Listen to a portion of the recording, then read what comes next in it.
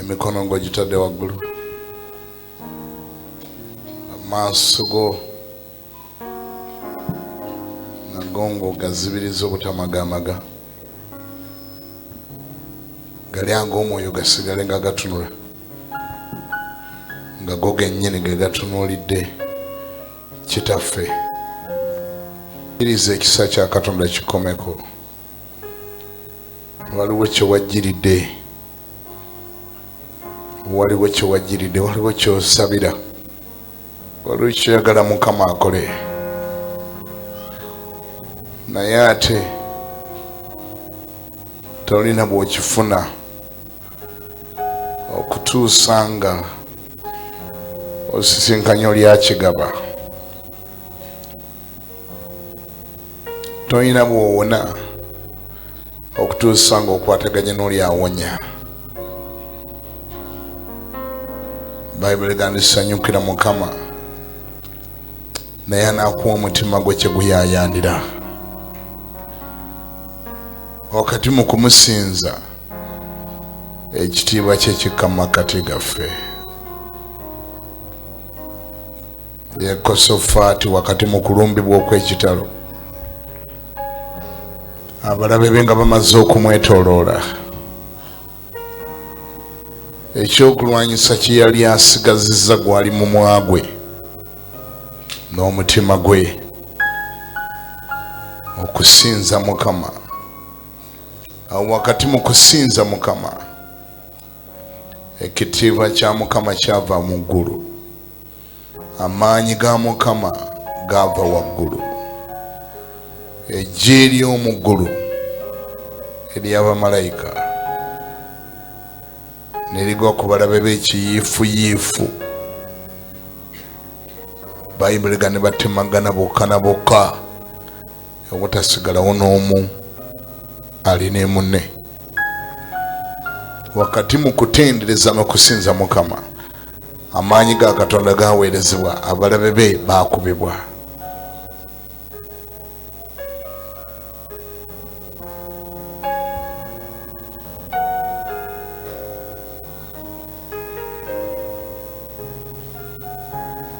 Tunakusinza nga Yesu, haleluya.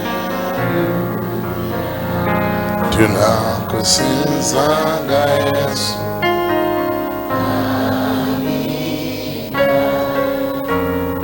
tunakusinza nga Yesu, haleluya. Tunakusinza nga Yesu, Mukama munange, tunakusinza nga Yesu, haleluya. Tunakusinza nga Yesu, Kabaka wange, tunakusinza nga Yesu, ekyatulese wano,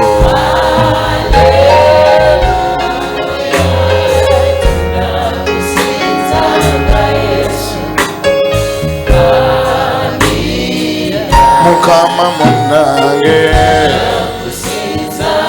wama Mukama,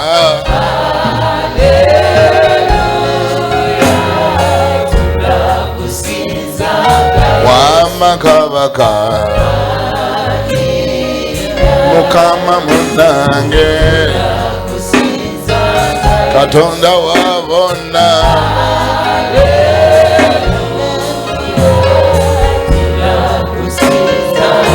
wama Mukama,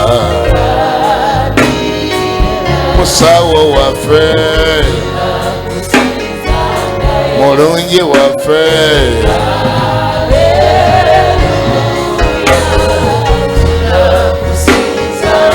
wama Mukama, wati tunakuwa kiffe,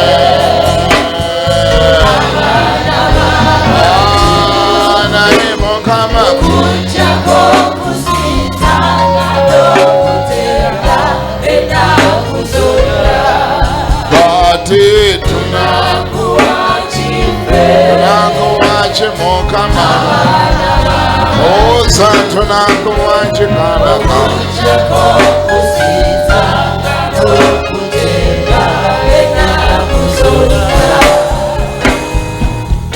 Twandikuwadda mayumba tukutera kama motoka twandikuwadde bibanja nayati obituwambuza munange tutalina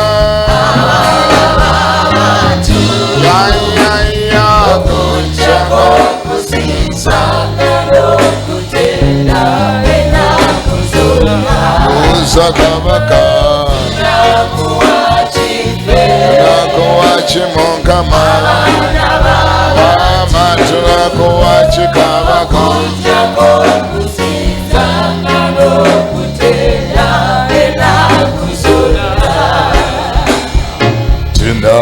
tunakusinzanga Yesu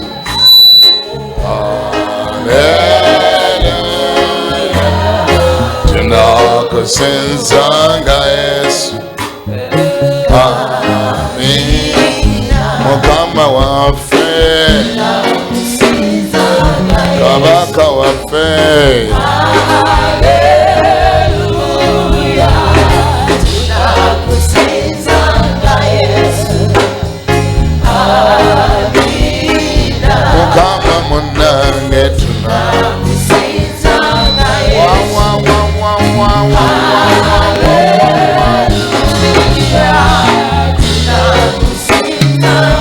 Yesu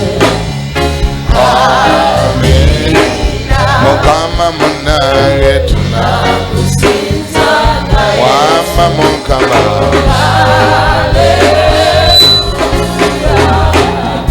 tunakusinzanga Yesu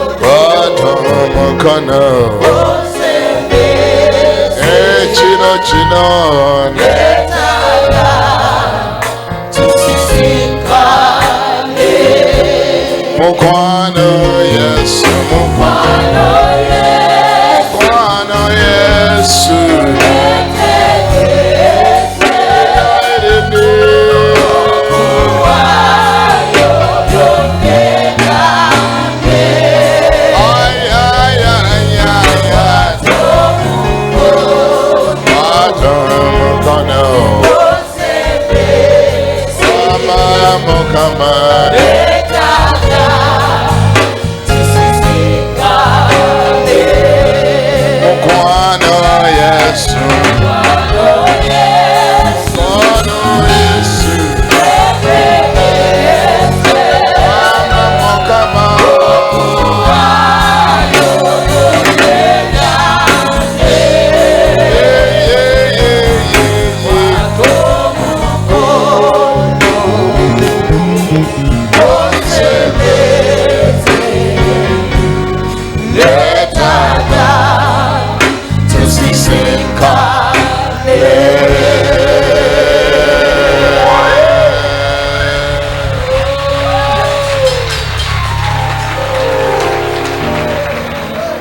neetaaga tusinkane naawe,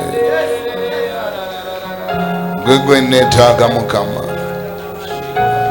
Bwe nfuna gwe byonna mba maze okubifuna, bwe ndaba gwe byonna mba maze okubiraba, bwe nkwatagana naye byonna mba maze okukwatagana nabyo, bwe ntegeera gwe byonna mba maze okubitegeera.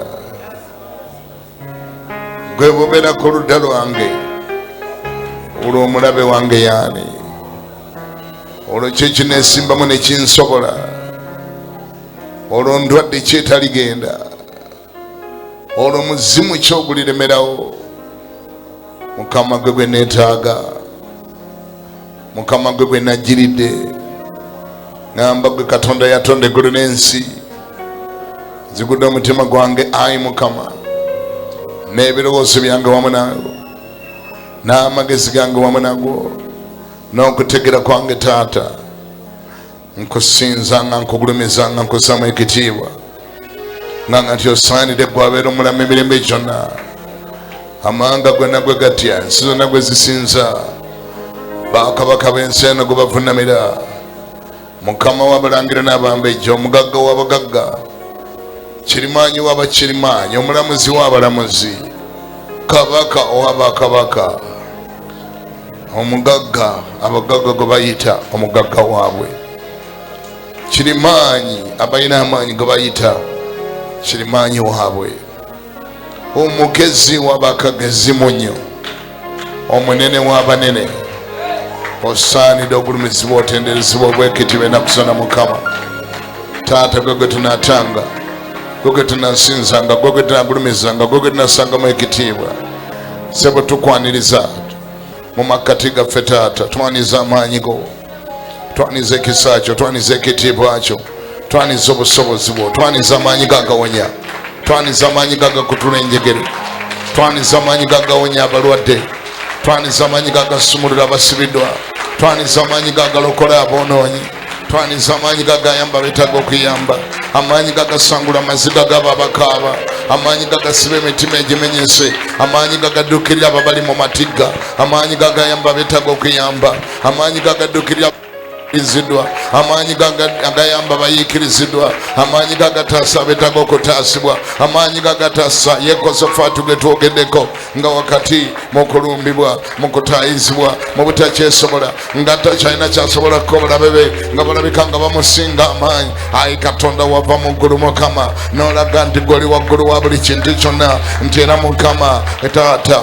tewaliwo kiseera kyonna omwana w'omuntu kyasobola nti kati Katonda bino bisoose, bino tibikyasoboka, bino tibikyayinzika, mu maaso go tewaliyo bitakyayinzika, mu maaso go tewaliyo bitasoboka, mu maaso go tewaliyo olutalo olutasobola, mu maaso go olokola mu kamwa k'empologoma, olokola gwe Katonda, olokola mu kikome ky'omuliro, olokola beetaaga okulokolebwa, otaasa beetaaga okutaasibwa, oddukira beetaaga okudduukirirwa. Ayi Katonda, engalo zino z'owulira zakwaniriza amaanyi go mu makkati gaffe, amaanyi gagasumulula, amaanyi gagayamba, amaanyi gagawonya, amaanyi gagakyusa, amaanyi gagaleta okudda obujja Mukama. Sebo getwaniriza Mukama, leka gabeereko begakomako, amaanyi go gabeereko begawonya, amaanyi go gabeereko begasumulula, amaanyi go gabeereko begataasa abazze mu kifo kino Mukama nga bakwatiddwa, leka basumululwe, abazze nga balwadde leka bawonyezebwe, abazze nga basibe leka basumululwe, abazze nga batabuddwa Mukama Taata ayinza byonna. Sebo gomba babeerera ekyokuddamu, abalina ebibuuzo Taata, abawambe gwe bateebwe, amakomera g'oba ogagula, amakufulu g'oba ogamenya. Ayi Katonda ayinza byonna Mukama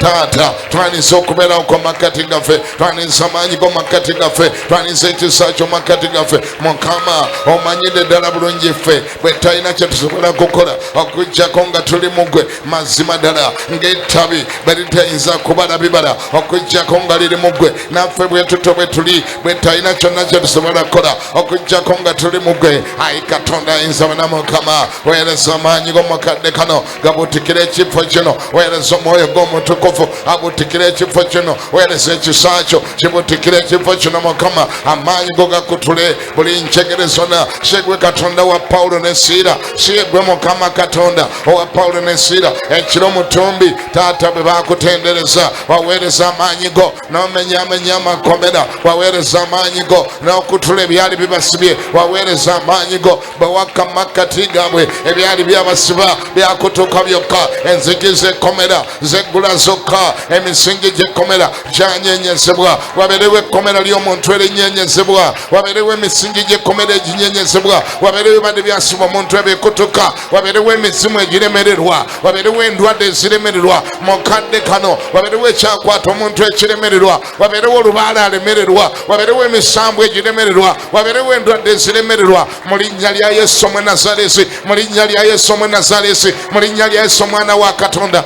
mu linnya lya Yesu mu linnya lya Yesu Setaani olemererwa emizimu egiremererwa emisambu egiremererwa amajini galemererwa empewo embi ziremererwa eyo endwadde ekubaddeko eremererwa ebyakusiba biremererwa ebyakukwata biremererwa eddogo liremererwa amajini galemererwa emisambu giremererwa ebikoligo biremererwa enjegere ziremererwa obwavu bulemererwa obugumba bulemererwa ekyakwata kiremererwa mukazi gwe kiremererwa nsindika omwoyo gw'okulemererwa kukyo nsindika amaanyi gakireetera okulemererwa ekyo ekibadde kyakusiba nkisindikako okulemererwa ekibadde kyakwata nkisindikako okulemererwa ekibadde kyakusiba nkisindikako okulemererwa endwadde ekubaddeko ngisindikako okulemererwa mu linnya lya Yesu Kristo omwe Nazaresi ndagira buli muzimu vaayo tobulamu bw'omukazi oyo tobulamu bw'omusajja oyo tobulamu bw'omulenzi oyo tobulamu bw'omuwala oyo mu linnya lya Yesu omwe Nazaresi naawe endwadde gwe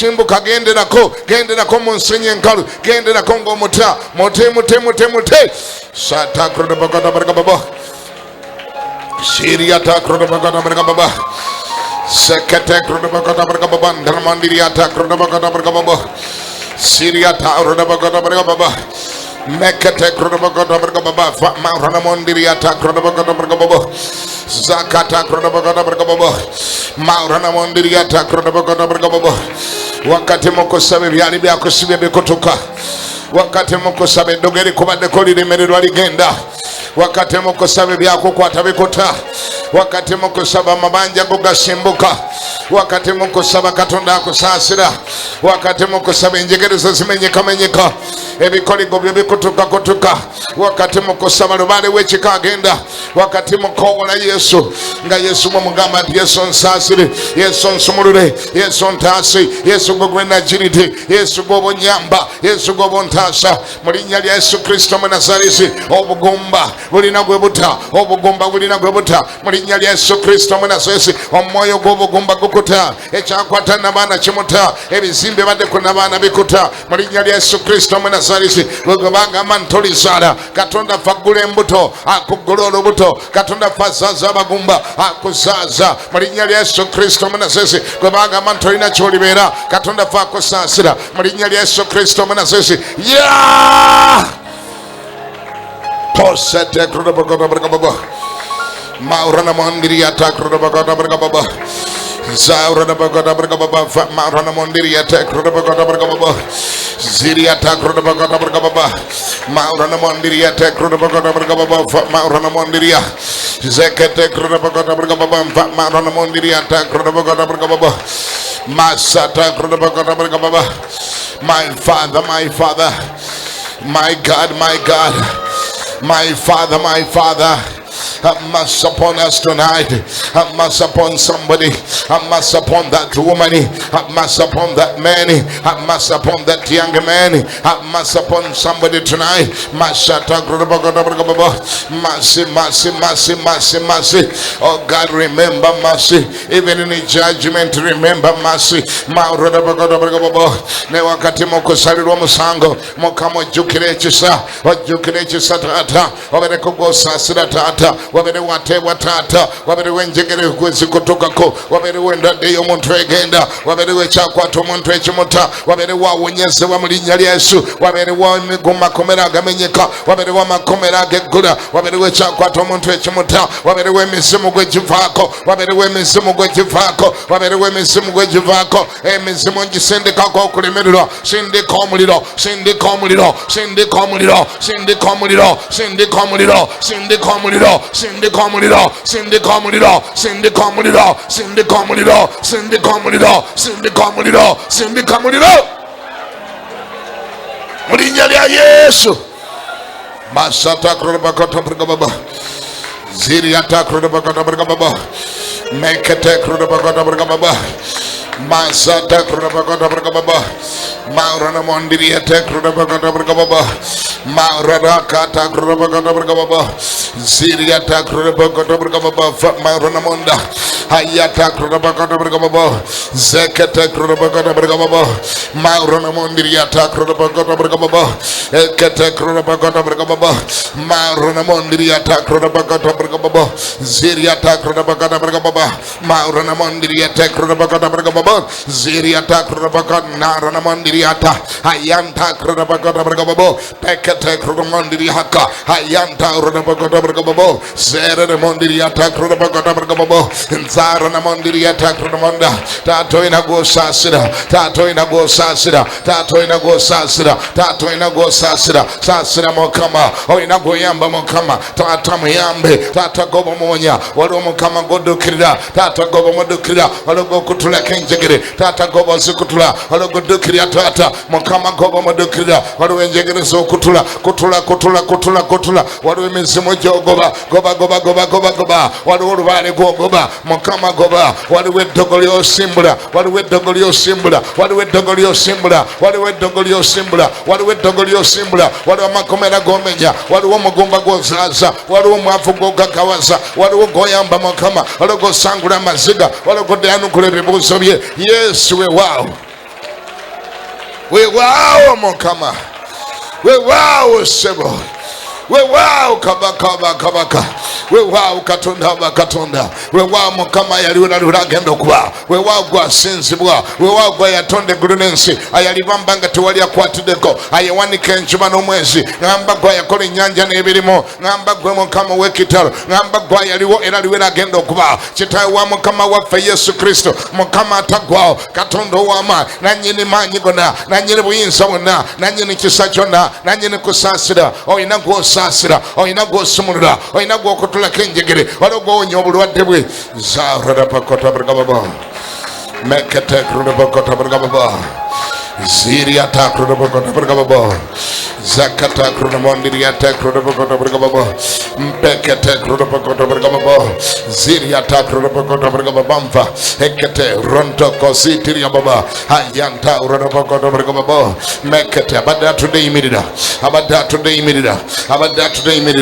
buli abada today imirira ku magulu gabiri tandika okukowola erinnya lya Yesu kati tandika okukowola kubanga kyawandikibwa tebuli alikowola erinnya lya Mukama buli alikowola erinnya lya Mukama alirokoka buli alikowola erinnya lya Mukama aliwona buli alikowola erinnya lya Mukama alisaasirwa abayi mu nnyumba waliwo okusaasirwa abayi mu nnyumba waliwo okuwonyezebwa abayi mu nnyumba waliwo okusaasirwa mu nnyumba waliwo okuwonyezebwa mu nnyumba emiguwa gikutuka mu nnyumba abalwadde bawona mu nnyumba ekisa kise mu nnyumba ekisa kya Mukama kise ekisa kya Katonda kise okubeerwa kuse okudduukirirwa kuse okusaasirwa kuse omusaayi gwa Yesu gunaaza ebibi gunaaza abantu gukutula enjegere gwonya abalwadde ng'otadde emikono waggulu tandika omukowola nga Batimayo bwe yamukowola n'agamba Yesu omwana wa Dawudi onsaasire Yesu omwana wa Dawudi onsaasire mukowole nga Batimayo bwe yamukowola nga bwamugamba ti Yesu omwana wa Dawudi onsaasire ekyo kyokka ky'oba oyogera mu nnyumba mulimu okusaasirwa eri abo abakowola eri abo abamuyita eri abo abamulaajanira mu nnyumba mulimu okusaasirwa mu nnyumba mulimu okuteebwa emikono ng'ogitadde waggulu mugambe Yesu onsaasire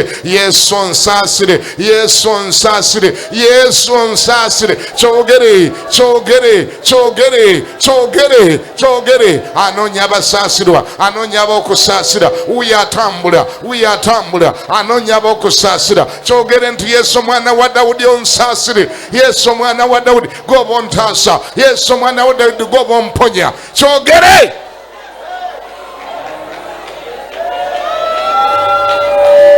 Yes. Mukama ulira. Mukama ulira.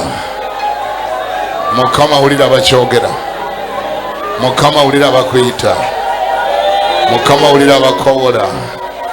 Omwoyo omutukuvu ulira.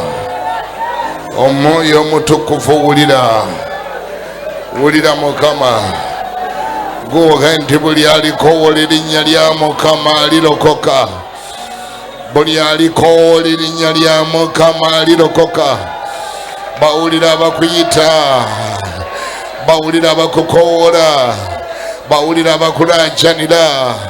Weereza amaanyi ku bulamu bwabwe, weereza amaanyi agakutula enjegere, weereza amaanyi agakutula emiguwa, weereza amaanyi agakutula emiguwa, weereza amaanyi agakutula enjegere, weereza amaanyi Mukama, weereza amaanyi ku bulamu bw'omukazi oyo, weereza amaanyi k'oyo abaddeko emizimu, weereza amaanyi k'oyo abadde yalwala, weereza amaanyi k'oyo abadde yalogebwa, weereza amaanyi k'oyo abadde yakwatibwa, weereza amaanyi k'oyo abadde yasiraana, weereza amaanyi k'oyo abadde yasibwa, weereza amaanyi ku bulamu bwe, weereza amaanyi go, weereza amaanyi go, weereza amaanyi go Mukama, weereza amaanyi go agalinga omuliro, weereza amaanyi go agalinga omuliro gamwambale, weereza amaanyi go agalinga omuliro gamwambale, weereza amaanyi go agatalemererwa, agakutula enjegere, agamenya amakomera, agasimbula lubaale w'ekika, agasimbula eddogo, agasimbula ebyagaana, agasimbula ebyakwata, agasimbula ebyasiba, agasimbula ebyakwata olubuto, agasimbula ebyakwata n'abaana, agasimbula ekyakwata emirimu. Amaanyi gaweereze ku bulamu bw'omusajja oyo, ku bulamu bw'omukazi oyo, agakutula enjegere mu linnya lya Yesu.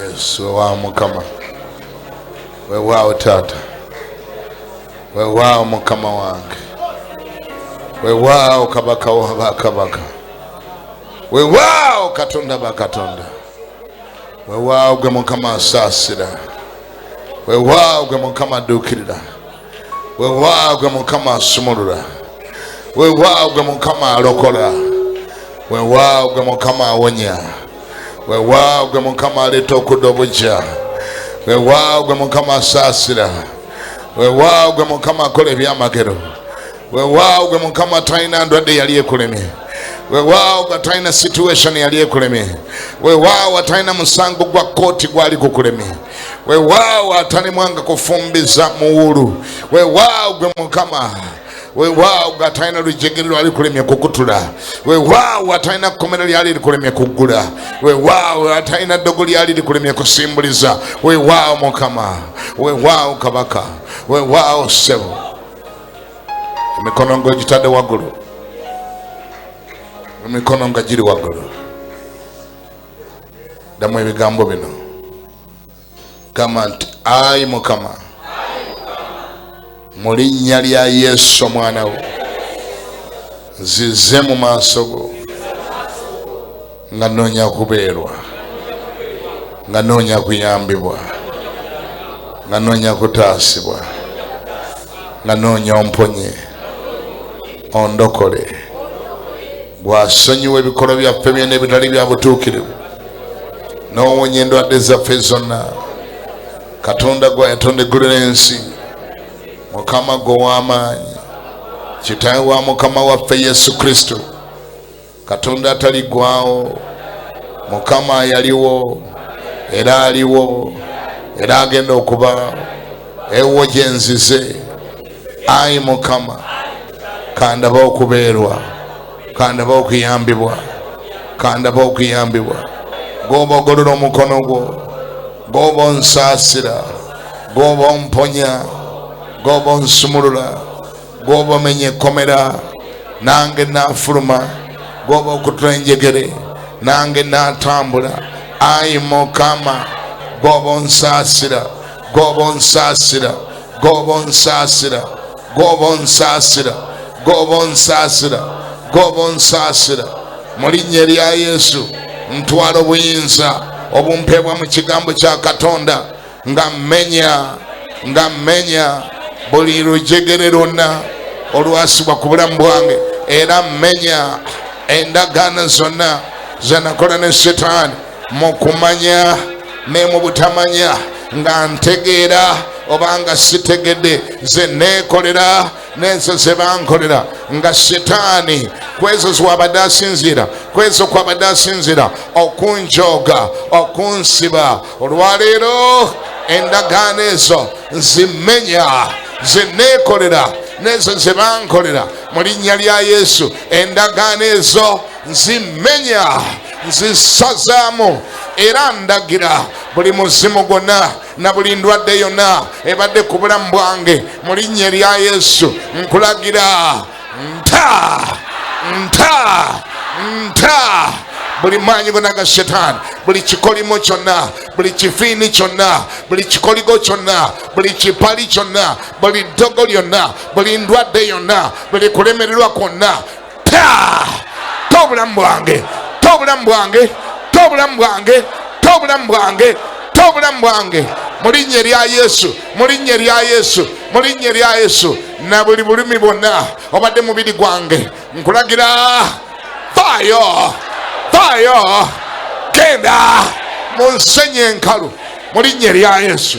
Ayi Mukama, ayi Yesu, ayi Mukama, weereza amaanyi go ku bulamu bwange okumponya gwe Katonda awonya. Taata mu linnya lya Yesu, bw'oba omponya, bw'oba omponya, bw'oba onsumulula, bw'oba ontaasa, era nzijuza omwoyo gw'omutukuvu, nzijuza ekisa kyo, nzijuza ekitiibwa kyo. Onsaasire, onsonyiwe obutali butuukirivu bwange bwonna. Nsonyiwa Mukama, nsonyiwa Taata, naza n'omusaayi gwo, naza Mukama, era onzijuze omwoyo gw'omutukuvu, era onzijuze amafuta go, era onzijuze amaanyi go, era onzijuze ekisa kyo mu linnya lya Yesu. Kati emikono gireke waggulu. Weewaawo Mukama, weewaawo Taata, Mwoyo Mutukuvu, Omwoyo Mutukuvu, tukwaniriza kaakati, tukwaniriza mu makati gaffe, tukwaniriza mu makati gaffe. Koma ku bantu, saasira abantu, sumulula abantu, yambo yatalika yamba, duukiriro yatalika duukirira, sumulula yatalika sumulula, saasiro yatalika saasira, wonya oyo yatalika awonya, yambo yatalika yamba. Kutula enjegereza oyo ezabulako akutula, lemesa amaanyi ga lubaale, amaanyi g'emisambu, amaanyi g'amayembe, amaanyi g'amajiini.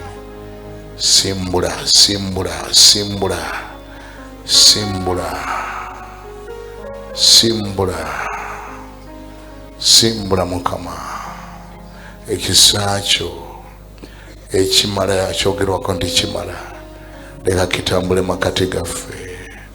Kutula buli lujegere, menya buli kikoligo, wonya buli ndwadde, sangula maziga go yakaaba, sangula maziga go yakaaba, sangula maziga go yakaaba, sangula maziga go yakaaba.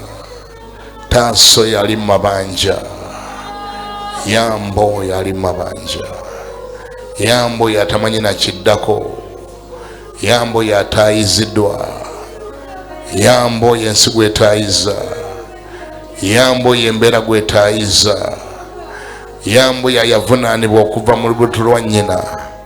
oyo ayajogebwa okuva mu lubuto lwa nnyina. Yesu Omunnazaaleesi watambula ng'okola bulungi, ng'owonya abalwadde n'abo bonna bonna baajogebwa nga Setaani, ate nga jjo n'erero tojjulukoberamu emirembe gyonna.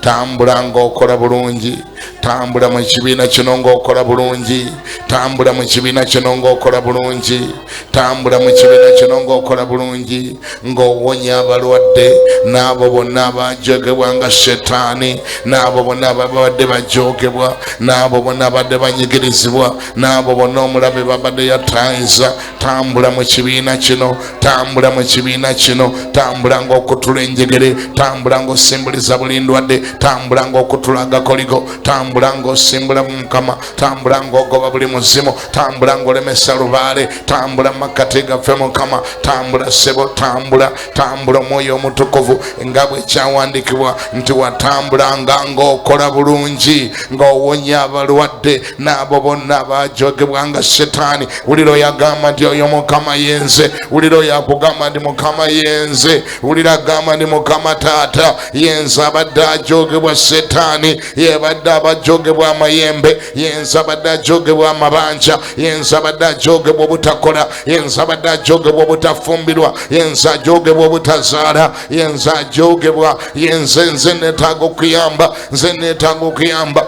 Bawulira abakulaajanira Mukama, bawulira abakaabirira Mukama, bawulira abagamba ni Mukama oyo yenze, bawulire ssebo.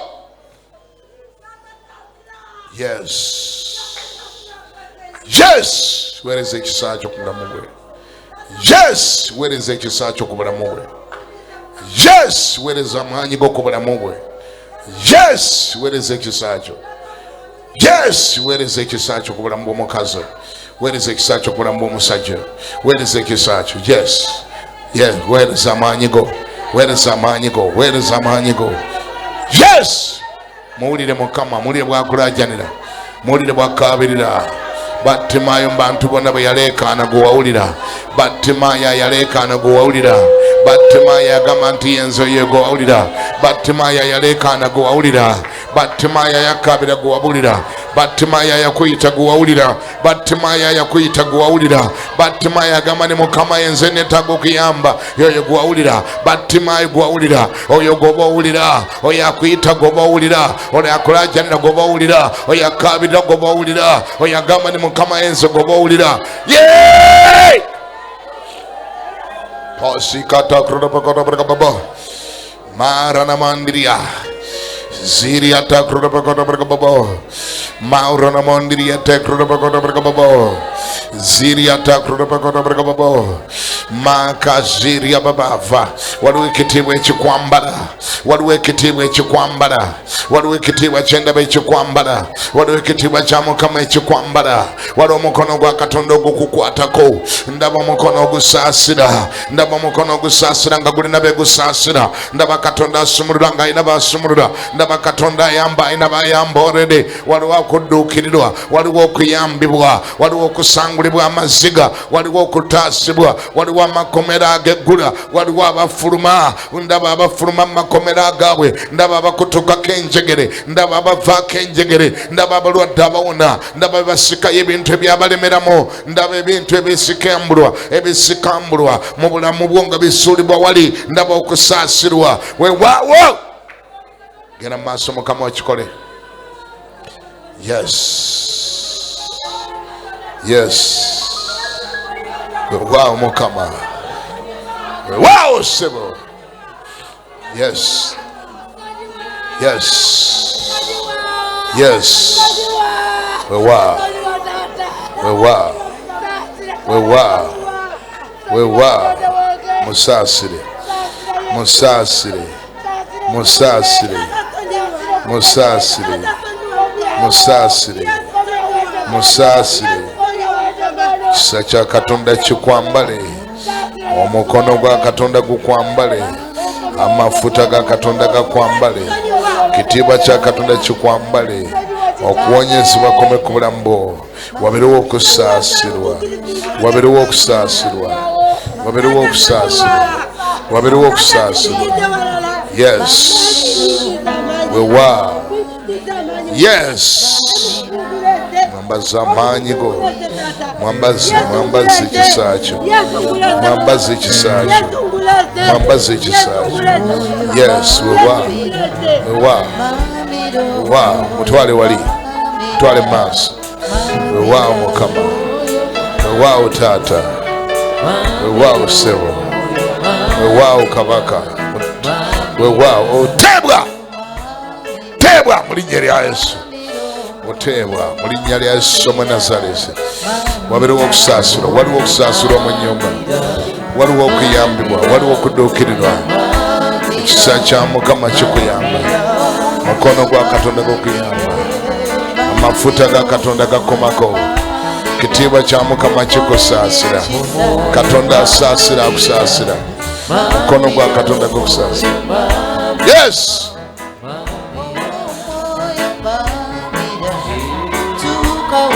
Wewa Mwoyo Omutukuvu nga bulaba tuyimbye. Wabeerewo okumaamira, maamira ekibiina kino. Wewa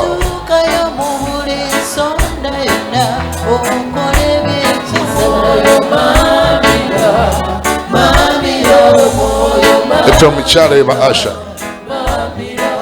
Wewa Mukama, wewa Mukama, wewa Ssebo. Yes. Tebwa mu linnya lya Yesu. Tebwa. Makata kurabako, mekete kurabako siria baba, yakata kurabako baba.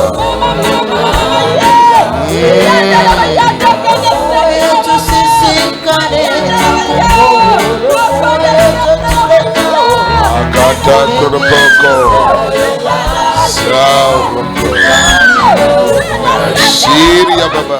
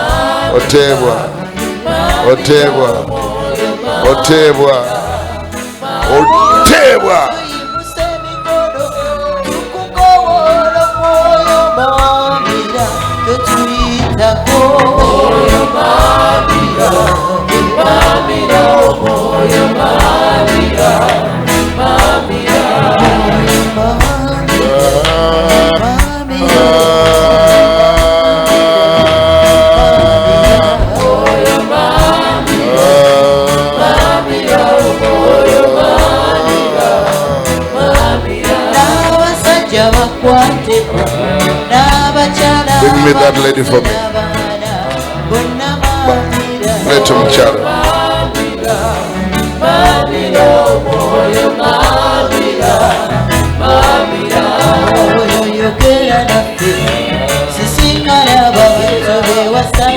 Yes. Mamiranga bomusasira. Mamiranga bomusasira. Sacha Katonda kikomekulamu. Tebwa mu linnya lya Yesu. Tebwa mu linnya lya Yesu Kristo mu Nazareti.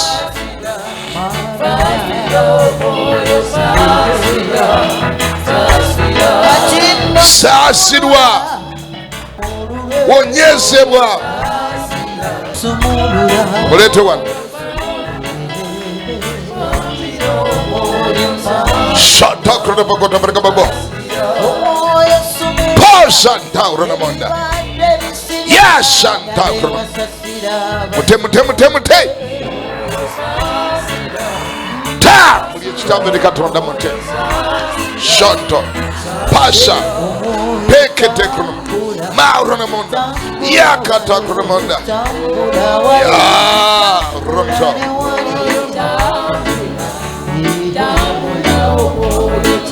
Mutwale wali. Twale wali. Zakata kurabakota. Aurona mondiria tekro monda. Sasirwa kulinye lya Yesu. Olero jegere na bali mugwa gona ngulagido kutuka. Olindagane badde kubula mbonji sasiza. Buli ekyakwata obulambo kiragira okufuluma. Nsika y'emmeme eyo gye baagiteeka, nzijjayo erinnya lyo gye baaliteeka mu ntaana, nsazaamu endagaano gye baakola ku lulwo.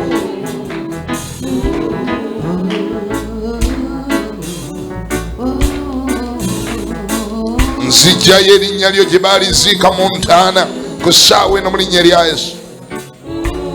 Nkukutula ku lujjegere kw'obadde, nkukutula ku lujjegere kw'obadde, nkukutula ku lujjegere kw'obadde, nkukutula ku lujjegere kw'obadde.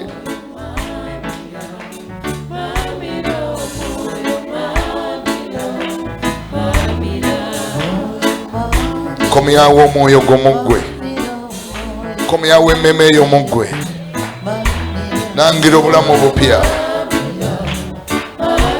Ekyo kye baakwambaza nkifulumya,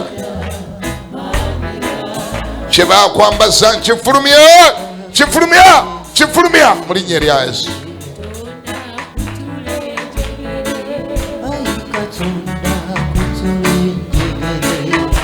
Katonda kutulenjegere. Luyimbenga emikono gitadde waggulu, luyimbenga emikono gitadde waggulu n'eziso.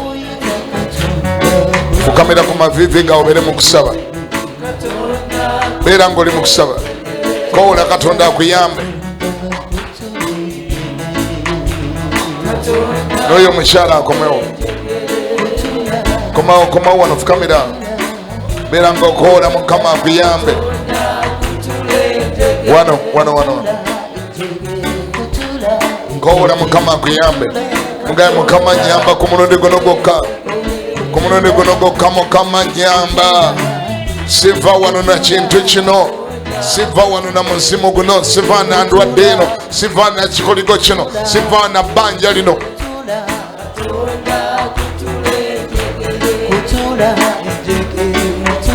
Ewa Mukama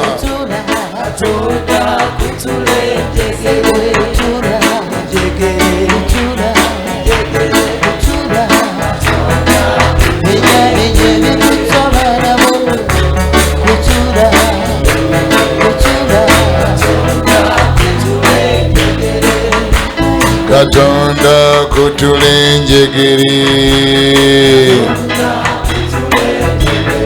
kutula, kutula, kutula, kutula enjegere, kutula, kutula, Tonda kutulenjegere.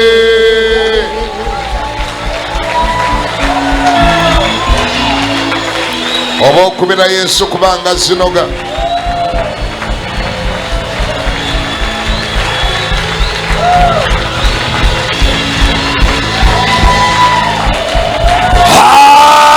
Hallelujah. Emikono egyo gintere waggulu, era ng'oyimbidde ku magulu go. Simanyi kiki ekyo ky'osabira, ky'ogaa naye Mukama, kituufu nnyina bye nsabira bingi naye nonnyamba, nonkolera kino. Mukama, ebirala binaagoberera mpola mpola, naye kino olinayo ekintu ekiri bwe kityo, olinayo ekyogaa ne Mukama kino. Omusajja Battulumaawo yalina ebizibu bingi, ng'omwavu, muzibe, masiikiini, ateeka okubanga n'omukazi yali talina, ateeka okubanga n'entambula yali talina, ateeka okuba n'ennyumba z'abapangisa yali talina. Naye bwe yajja wa Yesu n'amugamba, oyagala nkukolere ki? Batima n'ayogerayo ekintu kimu akiri ng'amanyi nti kino Yesu n'amala akikola ebirala binajja mpola mpola. Batima namugamba nkubuulire ebyetaago nyina bingi. Kituufu ne breakfast sinnalya, n'omukazi simulina, n'abaana sina, n'ennyumba sina, naye nkwegayiridde ku mulundi guno waakiri leka ntunule.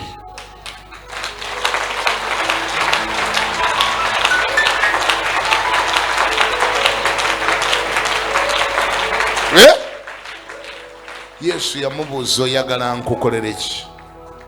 Nti nzibule. So nga n'omukazi yali talina naye yagamba ndi nzibule, kuba bwe nnaazibula ne mmala ndaba nja kusobola omulaba.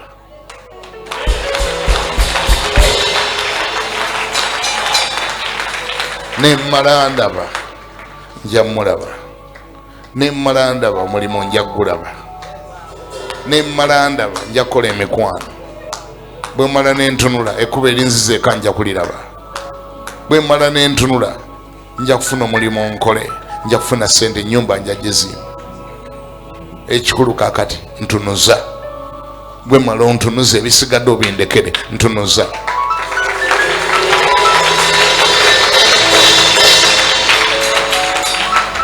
Oyinayo mu bulamu bw'ekintu ky'ogamba ndi Mukama kino ky'oba onkolera. Okirina? Teeka waggulu emikono gyo yasamyaka mwako ngolinga gy'oli nti wano oliwo weka gwe waze otandika okyogera mu maaso ga Mukama. Nange ngenda gattako essaala zange Katonda akikole mu bulamu mu linnya erya Yesu. Nange ngenda gattako essaala yange kubanga Bayibuli egamba nti babiri oba basatu bwe baneetabanga ku nsi ne basabira ekintu kyonna Mukama agamba nti naakikolanga. Kati gwe osooka nze wakubiri. Teeka gula emikono kyogere. Tosirika. Tofaayo ku nayimba batayogera kiki alekeyo.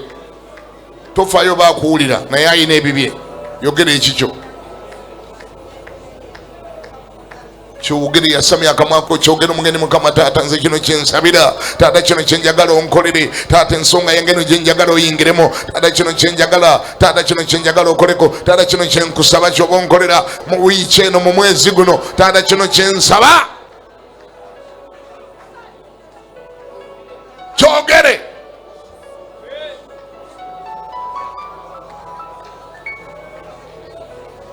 Wulira ayi Mukama abaana bo. Wulira Mukama eddoboozi lyabwe. Wulira ssebo okusaba kwabwe. Wulira taata okulaajana kwabwe. Wulira okusaba kw'omukazi oyo ssebo. Wulira essaala y'omuwala oyo.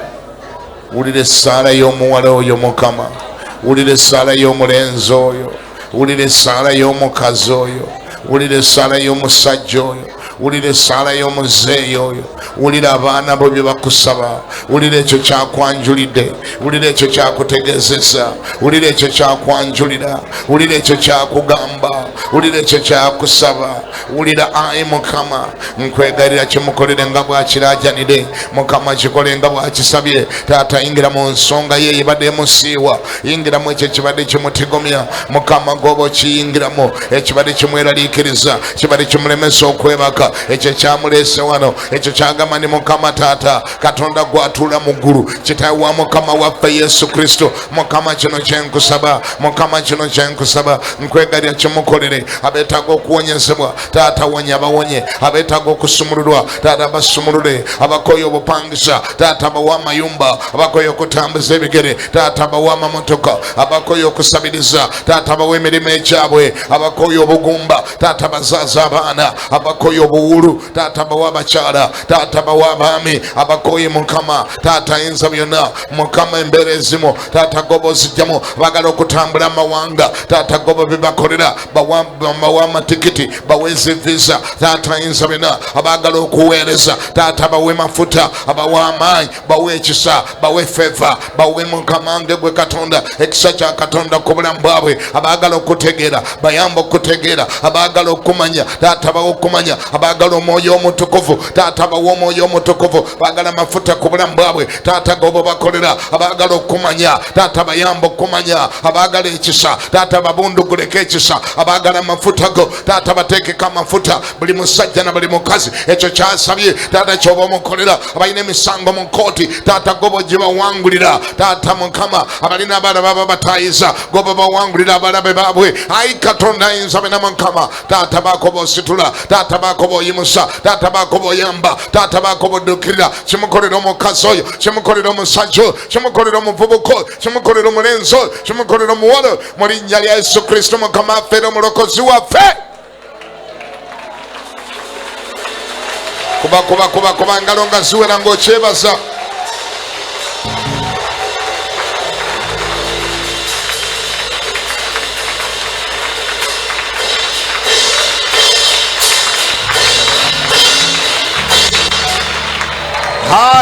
Hallelujah. Glory be to God. And praise the Lord. Amen.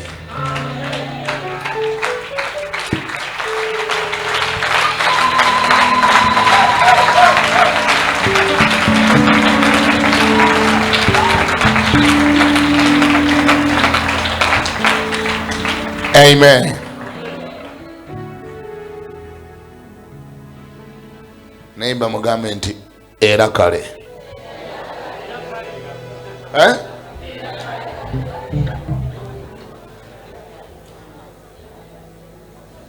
Tell her or him in English that at least. Mwambie kwa Kiswahili tafadhali. Now you may be seated. Sobola okutulako.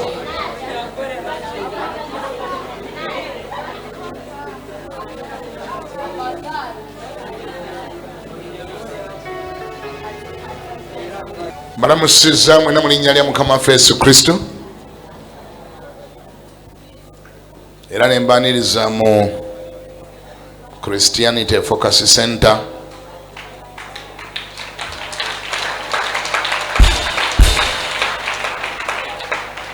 The solution ground. Twagala okwebaza Mukama Katonda olwa revival eri mu kifo kino egenda mu maaso.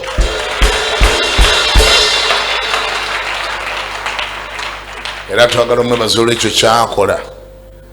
Balina omukisa batasobwa kukyalirwakwe. Naye okukyala kwa Katonda bwe kukyala kutwala abasajja n'abakazi abalina bino wammanga. Ekisooka byonna abakyetegekedde. Namba 2 abakiyayaanira. Bayibuli gandi bwe yajja mu matwale ge, abaali mu matwale ge ne batamusembeza. Okay? Ekyokubiri, mbu bonna abaamusembeza n'abawa obuyinza bafuuka abaana ba Katonda.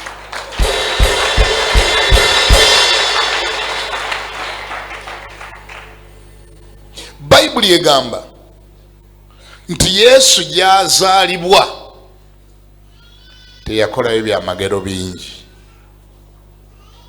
Ensonga mwagimanya? Wangi? Ensonga mwagimanya? Kozi Yesu bamuzaalawa? Sikyabawulira. Kozi Yesu bamuzaalawa? Nazaalesi. Kekalo kwe yakulira. Mbweyo ye yasingira ddala obutakola byamagero bingi olw'obutakkiriza bwabwe. Bo bwe baamulabanga olw'okubanga yakulira ku kyalo okwo nga bamulabanga mutabani wa Yozefu. Yozefu omubazzi. Yozefu ayabaguzanga obutebe. Yozefu ayabaguzanga emirawo. Yozefu ayabaguzanga ebinu. Ngoba oliawo n'abamu ebitanda byabwe yabirwisaawo okubibawa. Nga bwe mmanyi ababazi batera okulwisaawo ebintu. Just that carpenters take long to deliver their works. Bwe baalabanga Yesu, Whenever they saw Jesus, abantu b'e Nazaresi the Nazarene people, bo baalabanga mubazzi. they saw a carpenter. Nazaresi bw'etyo naye tafuna byamagero bingi. That's why Nazareth never got so many miracles. Mukama akuyambe oleme kubanga gwe Nazaresi. May God help you that you're not Nazareth. Wangi? Amina. Nambira neighbor akuliranye mugeni Mukama akuyambe. Tell your neighbor, may God help you Oleme kubanga gwe Nazaresi. for you not to be Nazareth. Nazaresi yetafuna byamagero. Nazaresi Mukama ne bw'akyala yetamulaba. Nazaresi Katonda ne bw'aba awonya yavaawo tawonye. Nazaresi Mukama ne bw'aba agaggawaza. Sister Nazaresi yavaawo tagaggawadde. Nazaresi buli ekijja kimuyitako buyisi ekigenda kubanga ye Nazaresi alaba nga biringa era ebya bulijjo.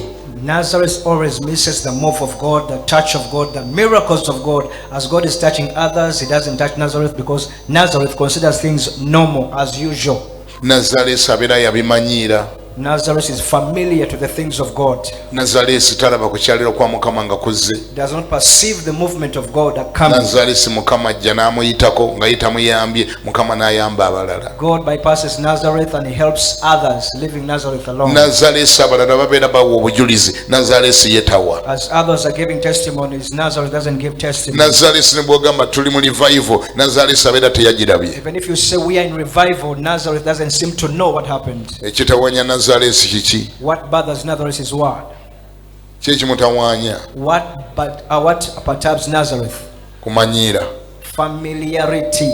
Nazaresi aba yamanyiira. Nazareth got familiar. Nazaresi talaba njawulo ya Yesu na Christ na Kristo. Does not differentiate between Jesus, the normal guy, and Christ. Nazaresi tategeera. Nazareth never seems to understand Nti Yesu bwe yagenda ku Yorodani n'abatizibwa. that when Jesus went to Jordan to be baptized, Eggulu ne libikkuka. and the heavens were opened, Omwoyo omutukuvu n'ava mu ggulu n'akka ku Yesu ng'ejjiba. and the Holy Ghost came unto Jesus as a dove, Mu kabonero ak'ejjiba. in the sign of a dove. Eddoboozi ne liyima waggulu ne liga nti oyo ye mwana wange gwe njagala gwe nsanyukira kale mumuwulirenga. And the voice spoke from heaven and said, "This is my beloved Son, in whom I'm well pleased. Listen to him." Ekintu ekyakola turn around mu bulamu ne mu buweereza bwa Yesu. Something that made a tangible turnaround in the life of Jesus. Nazaresi ekyo ye teyakiraba. Nazareth never seemed to know. Nazaresi ekyo teyakimanya Nazareth never perceived nti Yesu that Jesus ye Kristo. was the Christ. Eggulu bwe lyabikkuka When the heavens were opened, ayali Yesu obuyesu the one who was a mere casual Jesus n'agattibwako erinnya eddala nga ye ssanduuko ey'amaanyi ng'erinnya eryo baliyita Kristo. got joined to another name as the ark of the power of God, that name called Jesus Christ. Kristo ekitegeeza ayafukibwako amafuta. He got another name called Christ, dubbed Christ, meaning the anointed one. Kristo eryamwanjula aba alina okubikkulwa ne bategeera nti kati oyo ye Masiya. The Christ, the name that introduced him, those who got a revelation knew he was the Messiah, Ayali alindibwa okumala emyaka mingi ennyo. the long awaited for Messiah. Nazaresi yasigala alaba Yesu ow'e Nazaresi. Nazareth just considered Jesus of Nazareth, Okukyala kwa Mukama ne kumuyitako. and so it missed the visitation of God, Okujja kwa Mukama ffe ne kumuyitako. missed the visitation of the coming of the Lord. Nazaresi yalinga Abayudaaya era abalala bonna bwe batyo bwe baali bo baasigala balaba Yesu mutabani wa Yozefu omubazzi. Just as all the inhabitants of Nazareth just come to consider Jesus the carpenter, the son of Joseph. Abayudaaya bangi n'okutuuka olwaleero bakyalinda Masiya. Up until now, many Jews are waiting for the coming of the Messiah. I've met them at the waiting well several times. I've been in Jerusalem. Basisinkanyeeko ku kisenge we basabira emirundi mingi basinkanyeewo. The Jews Abayudaaya who are considered to be God-fearing people. kale betutwalanga abatya Katonda. To date, paka olwaleero they are still waiting for the Messiah. bo bakyalindiridde masiya kujja And they still believe that the Messiah one day will come. bakyakkiriza nti luliwo olwo alijja. Yet the Messiah came and they never noticed his coming. Ng'ate bwe twogerako masiya yajja tebamulaba bulabi tebamulaba nawo And they missed the visitation of the Lord. ne bajja basuba okukyalibwa kwa Mukama. May the Lord help you Nkusabidde Mukama akuyambe so that you are always spiritually sensitive, obeerenga buli kaseera toli mu tulongo so that you otunula don't always miss the visitation of the Lord. olemenga okusuba okukyalibwa kwa Mukama.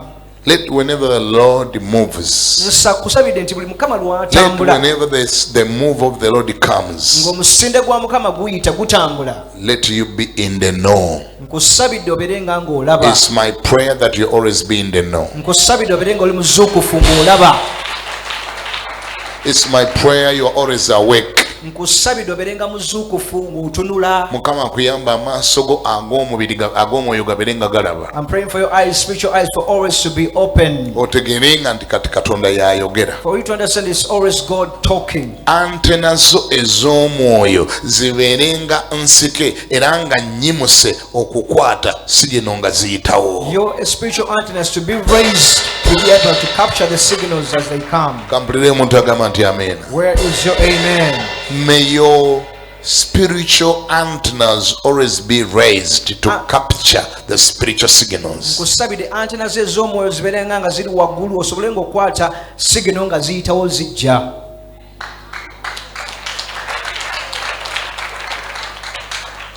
The Bible says in Psalms Bayibuli si egamba mu Zabbuli. chapter 107 verse 20 Zabbuli 107:2 that he sends forth his word. wulira nti ye atuma ekigambo kye. He sends forth his word Atuma ekigambo kye and heals them ne kibawonya and deliver them from their destruction. ne kibasumula okuva mu bibasibye n'okuzikirira kwabwe. What does he send? Kyogera kitya? He sends forth his word. Atuma kigambo kye. God is so amazing that whenever he sees you in a situation, he sends forth his word. Mukama yeewuunyisa nti ne buli lwakulaba mu mbeera atuma kigambo. Sometimes many of us would want him to come physically. Wandyagadde omulabe nga ajjidde mu kanzu. You would want him come walking, putting on a gown, with a glittering glory, walking into your house, introduce himself that he's God, so that you can believe that for sure this is God that has come to help me. Wandyagadde omulabe magandula nga jayasaasa amasa yenna n'okkiriza ddala nti onajjidde azzaayakayakala bw'ati ye Mukama azze. God in his own power and glory doesn't need to come physically to visit your house. Katonda mu kitiibwa kye n'amaanyi ge teyeetaaga kujja mu buliwo gy'oli Because he is God. kuba ye Katonda. What he does, Kyakola whenever you are in a situation, buli lw'obeera mu mbeera he will send forth his word unto you ajja kutumira ekigambo kye and delivers you from your situation. akusumulule mu mbeera yo. And a lot of times this word come through his servants and servant maids that he sends to us. Emirundi mingi ekigambo kino kijira mu baddu be n'abazaana be batutumira. You may never even know it could be this very word that you are listening to. Kyandiba n'ekigambo kino kini ky'owulira kati. That's why it is always very important to pay full attention whenever we are listening and hearing the word of the Lord. Kyekiva kibeera ekikulu ennyo okussangayo ebirowoozo n'omutima gwo ng'owulira ekigambo. Because that's one of the ways God visits us. Kubanga yemu ku ngeri Mukama gy'atukyaliramu. He sends forth. Look at the scripture.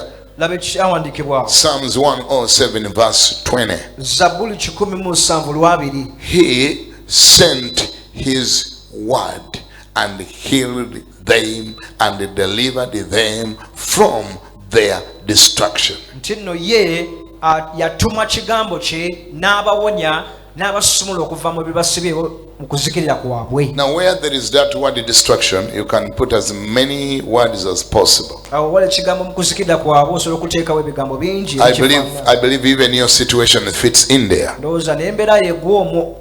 Amen. Amiina. Your situation fits in there. Embeera yo egw'omwo. He sends forth his word Ba yatuma kigambo kye and delivers his people from their poverty. n'abawonya n'abaggya mu bwavu bwabwe. delivers his people from their sickness. n'abajja mu galwadde gaabwe, He delivers his people from their prisons and bondages. n'asumulula abantu be mu makomera gaabwe ne basibye. I don't know what your situation is, Kozi embeera yo mbeera ki, but whenever God wants to deliver you, buli mukama lwayagala okusumulula gwe, he prefers sending his word to you. ye ayagala akutumira ekigambo kye gwe gy'oli. His word has power. Bakyo kirina amaanyi, His word has power kigambo kye kirina amaanyi to deliver you from any situation. okujja mu mbeera yonna.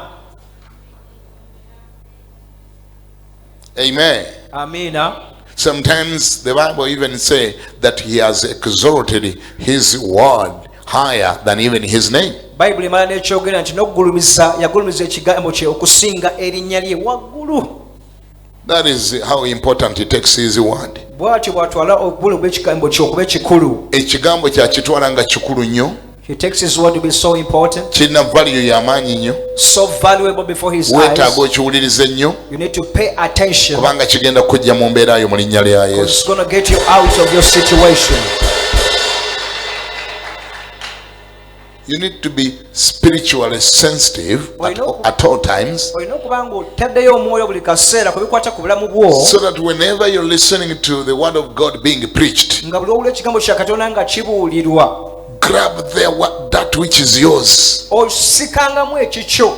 N'owulirizanga nnyo bwe mujjangamu ekigambo nga kikyo kibake. If a word comes and it pertains to your situation, receive it, take it. Tekikiriza kumala gakuyitako. Don't allow it to just sublime. Pay full attention whenever God's word is preached. Buli kigambo kya Katonda kibuulirwa, sangayo nnyo omwoyo n'omutima. Kubanga ye Katonda bw'aba ayagala okusumulula ajja kutumanga kigambo kye akusumulule akugye mu kuzikirira kwo. Because when God desires to set you free, He will always send His word to set you free from your distractions. Can I hear somebody say amen? Gamba nti amiina. His word is power. Kigambo kye go gennyini maanyi, kyerere maanyi meereere. His word is like a sword. Kigambo kye kiringa kitala. Bible ekiyita kitala. It calls it a sword. It is a two-edged sword. Ekyobwogi obubiri. Two-edged, kisala side ne side. It cuts both edges. All of us, Ffenna wano. all of us, Ffenna wano. we are here because of his word. Tuli wano lwa kigambo kye. We are born again because of his word. Twalokoka lwa kigambo kye. You would have been somewhere in a club. Wali badde mu kirabo ng'otiguka. You are not there because of his word. It delivered you from there to here. Toli mu kirabo kyakusumulula kati oli wano. You are not a prostitute anymore because of his word. Toli mu kwetunda kubanga lwa kigambo kye. By this time you would be extremely drunk. Wandibadde kati byakukubye dda. Wandibadde kati tokyayinza na kwetegeera. You wouldn't even understand who you are. Who are you even to be here at this time? Ye gwani obeere wano essaawa zino. What is that power that brought you here? Maanyi ki agakulese wano? What power Maanyi ki that brought you here and made you to sit here at this time? agakulese mbu ne gakutuusa mu katebe w'otudde? Oyo neighbor gulaba oyo. That neighbor you see, Oyo neighbor gulaba oyo. your very own neighbor, Mutunulire omulabe. look them in the eyes. Come on. Oyo gulaba teyali mwangu. That neighbor wasn't easy. Oyo omulaba oyo. They were not simple. Oyo omulaba oyo. Look at your neighbor. Mama tomanyi kyotudde nakyo. Hey, you don't know what you're seated with. Oyo kigambo kya Katonda kyokka kye kyatuyamba omutuuza n'essaawa eyo. It is only the word of God that helped us to sit that person down. Singa tekyali kigambo kya Katonda oyo gwolaba ku ssaawa eno yalibadde mulala nnyo. Hadn't it been the word of God, that person would have been crazy. Bannange kiri ekigambo kirina amaanyi. Yet the word has got power. Amina. Amen.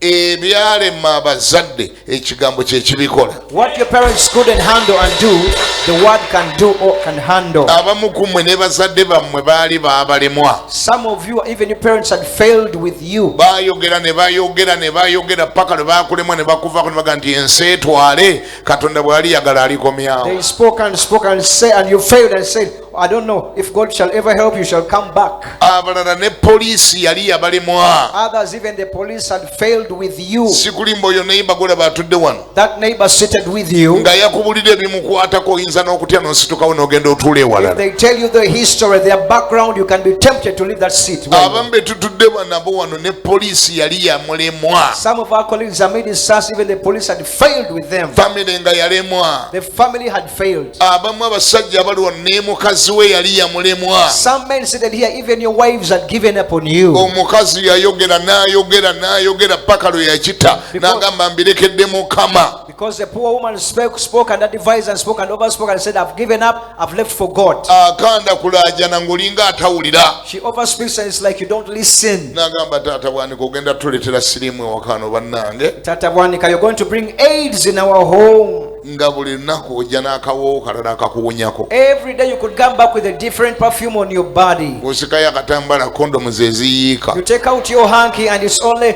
condoms that come out of your pocket. Nga kondomu nazo zaafuuka kitundu ku ssente zo. Bw'osikayo ssente ate kondomu ze zigwa eri. Condoms have become part of your money. When you pull out the notes of money, even the condoms fall out. Ate ng'olumu ozeerabira n'ozikozesa n'ogenda live. Sometimes you could even forget using your condoms and you go head on. Kubanga omwenge ne kondomu kwegamba tebirina bikwatagana. Omuntu bw'amala okunywa omwenge taddayo na kujjukira mugaso gwa kondomu. Because booze and condoms don't correlate. Because if you take booze, you don't remember using condoms. Oli n'ayogera tata gundi ogenda tuleetera siriimu wano ogenda okunzita nonga nvaako kweganga wenna ne speed governor nga yakutuka tokyalimu yadde akalowooza kweganga ne mukazi wo nga yakulemwa abazadde bakulemwa ayakusobola ayakutuuziza wano olwaleero ayasobola okuleeta bamuyita Yesu. Some of you, your wives had given up on you, your parents had given up on you, laws and then the police had given up on you. The only person who could manage you, bring you here, is called Jesus. Poliisi efubafubako n'eremwa. The police tries but fails. Abantu poliisi zibafubako poliisi ne zibalemwa. Police tries on people to rehabilitate them but it fails. Kyobulaba amateeka tugakola kituufu. That's why you see we enact laws Naye nago tegalimu final solution. but they don't have the final Mateeka solution. temuli solution gy'ogamba nti bw'abeerawo amateeka kaakati abantu bajja kuleka ebibi. Nedda ssebo, amateeka tugaagala gabeerewo naye tegalimu permanent and final solution. Yesu yekka yasobola okukyusa obulamu bw'abantu. The laws try here and there to help, but they don't have the confirmation, the assurance that the laws have got a permanent solution. Only Yesu yalina ekyokuddamu ekisemberayo ddala. Kyova olaba eggwanga erita Katonda ly'eggwanga lyokka ligenda okusurvivinga. That's why only God-fearing nations are going to survive. Amateeka obuteeka gokka tegamala. Mere laws can handle. Baakola dde amateeka agagamba ntobbanga naye era abantu bakyabba. They still made laws that say you shall never steal, but people to this day steal. Baakola dde amateeka agagamba temulyanga nguzi naye n'abagakoze bennyini osingana bajiba ate babbi amabaati. They have made laws that say you shall not be corrupt or do corrupt or bribery, but the very people who enact those laws, you find them stealing or being corrupt. Bagezaako okulaga nti amateeka tegalina maanyi n'abagakola bennyini be bagamenya. Trying to show that the laws don't have power. Even the very people that enact those laws break them. Yesu yekka y'alina amaanyi okulokola omuntu n'amulokolera ddala. Only Jesus has the power to save you for good. Kubanga obunafu bw'amateeka bwe buno. Because this is the weakness of the law. Olw'okubanga buli wantu tegalabawo. Because they don't see in every spot. Amateeka tegalaba buli wantu. The laws don't see everywhere. Abantu bwe bateebereza nti kirabika kati tegabalaba. When people assume now I'm not seen by the law, Ate nga gokka ge batya. and they only fear the law. Kasita bateebereza nti kirabika we bali tewaliwo okubeerawo kwago. When they assume that where they are there is no presence of the Oba law, tewaliwo agakwasisa. there's no law enforcer, Etteeka nga balimenya. they break it. Kasita bateebereza When they assume nti bajja kufuna engeri gye that bakiwetaaweta. they're going to bypass it anyway, Bajja kituma erinnya eddala. they're going to name it another name.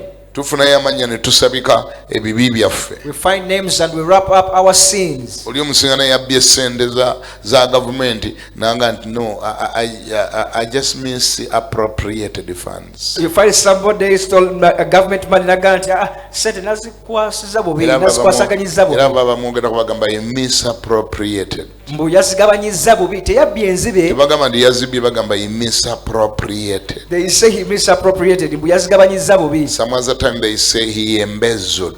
Olwo bagamba nti yazembeza olinze. You know, there was some embezzlement. wabaddewo yazikwasaganyiza bubi ssente z'omusolo. Yet it is real theft. Naye ng'ate yabbidde ddala. Somebody stole, but he says, abantu abanene bo tebabba bakola bukozi embezzlement. Oli yabbidde ddala naye n'akisabikasabika bwe yazigabanyizza bubi oba yazitadde wakya. Do you hear that? Ekyo mukiwulidde? Big people, abanene they don't commit adultery. They have another name for that. Mbubo tebenda mu luzungu tebende guzoba. What do? They have an affair. They had an affair outside their marriage. Mbubo tebenda bafuna bufunyi affair. They don't commit adultery. They just had an affair. They have a way of wrapping their things. Educated people, they have their own way. They have those words that can wrap whatever they did. That is us. That's what we do. Why? Because yes, the laws are there, but they are powerless to deliver a human being. The laws have been always existent, but they had failed with us. Yes, it is only Jesus who was able. Amina. Amina. Amen. Yatuyamba atya? How did he help us? Yatuma ekigambo kye ne kitusumulula ne kitujja mu bibi byaffe. He sent his word, it delivered us from our sins and from our destructions. Ngambako nti amina. Come on, say amen. Sulide ngambako nti amina. Say amen. Yatuma ekigambo kye. He sent his word ne kibasumulula and it set them free ne kibajja and took them out mu kuzikirira kwabwe. From their destructions. Nsaba ekigambo kya Katonda ekyakutandikako. I'm praying that the word of God that started on your life. Nsaba ekigambo kya Mukama ekyakulokola. The word of God that saved you. Kikulokolere ddala. May it save you completely.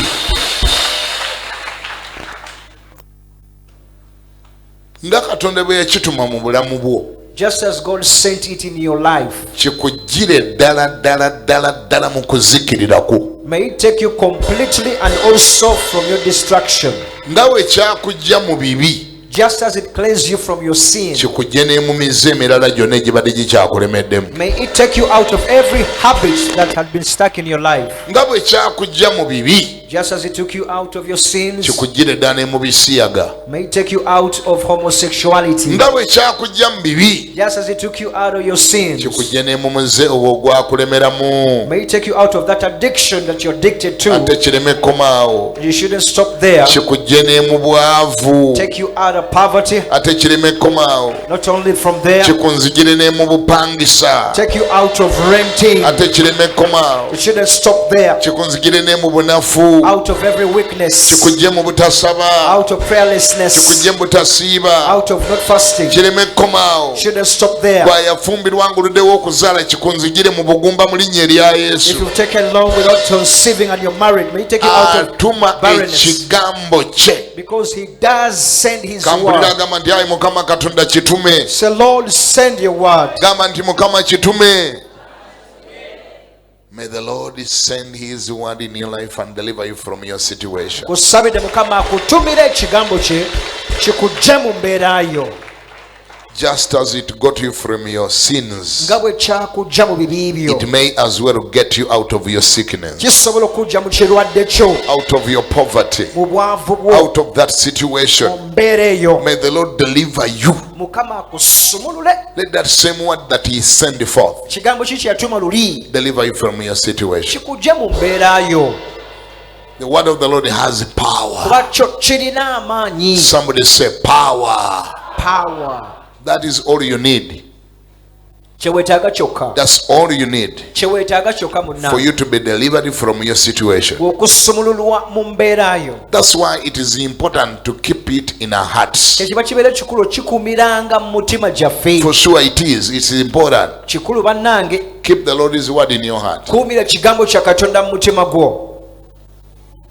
When it get to be preached, bwe kinaabuulirwa, when it get to be preached, whenever it is preached, buli lwe kibuulirwa keep it in your heart. kikumbirenga mu mutima gwo. Don't just write on the papers which papers just fly away. Towandiika ku mpapula zino ate nga zefuumuka n'ofuumuka. Some of us will write on papers and that's the end of it.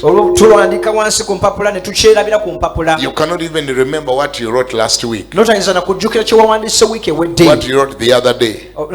Luba luli. Some of us, we don't even revise our notes. Abalala tetunula oba tetusoma na mu bitabo byaffe. We can write, tuwandiika, but right now you even don't know where those papers are. Tomanyi na mpapula gye ziri. You even don't know where that book, that notebook is. Ne ka notebook be oluwandikamu bakalirudda wa. I'm not saying writing is bad. Sigambye nti okuwandiika kye kibi. At least for you are better than those that writes nowhere. Olowooza tosinza oyo alezengala talina wawandiika. But you shouldn't stop at writing. Tolina kukoma ku kuwandiika. After you have written bw'omala owandiika your notes, when the word of the Lord being preached, ekigambo kibuulirwa, get some time and revise what you wrote. Oyitangamuuko ku by'owandiise. Get time and read the word of the Lord. Osomangako ku kigambo. Because it is that word Kubanga kye kigambo ekyo that he sends kyatuma to deliver us from our distractions, ekitusobola okuva mu bitusibye n'ebikoligo byaffe, from our situations. kuva mu mbeera zaffe. I don't know what your situation is, Simanyi mbeera yo, but I know one thing. naye manyiyo ekintu kimu. There is no situation.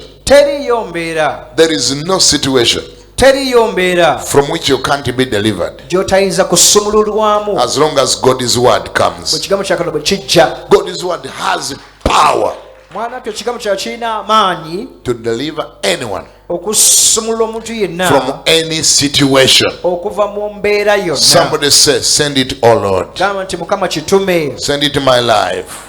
Kitume mu bulamu bwange. Send it in my life. Kitume mu bulamu bwange. Send it in my situation. Kitume mu mbeera yange. Send it in my circumstances. Kitume mu mbeera zange. Send your word in my marriage. Tume ekigambo kyo mu bufumbo bwange. Send your word in my business. Tume ekigambo kyo mu bizinesi yange. God's word Ekigambo kya Katonda has the capacity to straighten any kind of situation anywhere. kirina obusobozi obutereeza embeera yonna awantu wonna. If it could straighten you, bwe kiba kyasobola okukutereeza, if it could make you a born again, nga kyasobola okukulokola, yet your mother had failed, ng'ate maama we yali yalemwa, your parents had talked and had failed, abazadde baali bayogana ne babivaako, hospitals had failed on your situation, amalwaliro nga gaakuta, some of you, kumwe police had given up on you poliisi yali yabajjako engalo because you had become a member of prisons, kubanga wali wafuuka memba mu kaduukulu, a family member of a prison family, wali ofuuse family member w'amakomera, and even the police had given up on ne you. poliisi nga yakuta. It is God's word Kyali kigambo kya Katonda that resurrected you, kye kyakuzuukusa, revived you, kyakuzza bujja, recovered you, kyakomyawo, and is the one that has been able to make you sit here. era kye kikyasobole n'okutuuza awo today. You are here because of God's word. Oli wano lwa kigambo kya Katonda.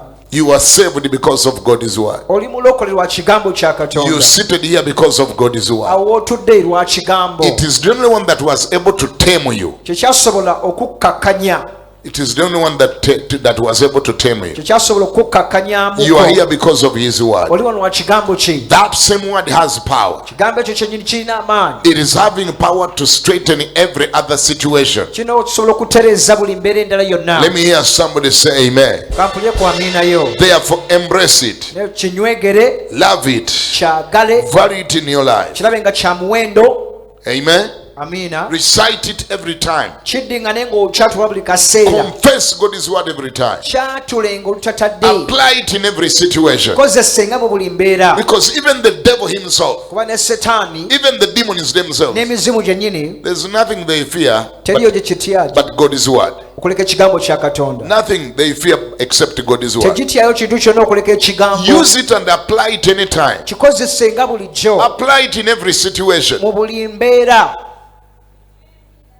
Amen. Amiina. When the devil attacked Jesus Christ in the wilderness, Sitaani lwe yalumba Mukama waffe mu ddungu, Jesus never applied anything else Yesu talina except kyakozesa the word of the Lord. okuleka ekigambo kya Katonda. When the devil came, Sitaani bwe yayabula, what did the devil say? kozi yamugamba atya? He said, turn this stone into food and eat it. fuula amayinja gano emmere olye. Jesus never went into too many stories. Yesu teyagenda mu masitoole. He said Gamba bugambi. it was written. Naye kyawandiikibwa. Somebody say it was written. Gamba kyawandiikibwa. That is the only language the devil hears. Lwe lulimi sitaani lwawulira. That's the only language the situation hears. Olwo lwe lulimi embeera lwe That's the ziwulira. only language sickness hears. Olwo lwe lulimi endwadde ze luwulira. It is written. Kyawandiikibwa. Somebody say it louder. It is written. Gamba kyawandiikibwa. It was written. Kyawandiikibwa. It was written. Satan talinayo lulimi lwawulira. There is no language that the devil understands. The devil does not respect your tears. Tassaamu kitiibwa buziga bwo bw'otonyesa. Doesn't consider your tears, neither does he fear your tears. Amaziga go tagala bwera tagatyamu n'akamu. Doesn't matter how much you can scream. Oba oguleekaanya otya. Doesn't matter. Si nsonga. Oba oyogera ebigambo mutwalo mulamba, as long as it's not God's word, the devil cannot be scared. Kasa kibanga si kigambo kya Katonda 10,000 wali sitaani tatya. Doesn't matter how many words you are uttering. Si nsonga oyogedde ebigambo byenkana wa. As long as they are not God's Bwe word, kibanga si kigambo. the devil does not respond. Sitaani takudda na. Doesn't get intimidated at all. Tatiisibwa takutunuulira na The gwakubira. only thing the devil fears, Kyokka kyokka ekimukankanya. it is called God's word. Bw'oyogera ekigambo kya Katonda. Somebody say God's word. God's word. Somebody say it loud. God's word. God's word. Why? Lwaki? That God's word Kigambo ekyo kya Katonda has power. kirina amaanyi. That God's word, Kigambo ekyo it is the one that created the heavens and the universe. munnange kye kyatonda obutonde bwonna It created the n'eggulu. heavens and the earth. Kyatonda eggulu n'ensi. That God's word, Kigambo kya Katonda it is the one that one day put on flesh kye kyayambala omubiri olumu and came to us and saved ne us. kitukyalira ne kitulokola. That God's word Kigambo ekyo ekya is no Katonda other but God's Son, Jesus Christ. sikirala ina si emulala wabula omwana wa Katonda That Yesu God's Kristo. word, Kigambo kya Katonda you ekyo need it in your life. kyetaaga mu bulamu bwo. That God's word Kigambo kya Katonda is ekyo the only one the devil fears, sitaani the kyakankalira. devil respects. Sitaani akissamu kitiibwa. Because even God himself, Kuba naye Katonda the mwene Bible says, Bayibuli egamba he exalted his word even more than his own name. bwe kigambo kyekyo yakigulumiza waggulu okuyita ku linnya lye. Agulumiza ekigambo kye n'okusinga erinnya That he lye. exalts his word above his name. Because his word Be ekigambo kye is finally his son, Jesus Christ. ate kye kyamala kifuuka mwana we Yesu Kristo. Can I hear somebody say amen? Amiina eriwa.